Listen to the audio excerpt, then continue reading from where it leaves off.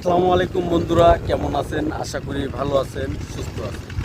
তবে হ্যাঁ, আমি কিন্তু ভালো নেই। কারণ আমি ভালো নেই এই কারণে, আমি বর্তমান যেখানে অবস্থান করছি পাবনা জেলার বেড়া থানার নতুন বারাঙ্গা ইউনিয়নের ৯ নম্বর ওয়ার্ড, পাবনা জেলা এবং মানিকগঞ্জ জেলার একদম মাঝখান বরাবর।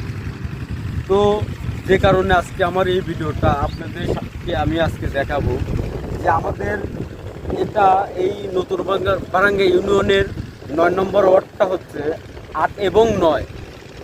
৮ এবং ৯ নম্বর ওয়ার্ডটা হচ্ছে একদম মনে করেন যে যমুনা নদীর মাঝখানে, ঠিক আছে।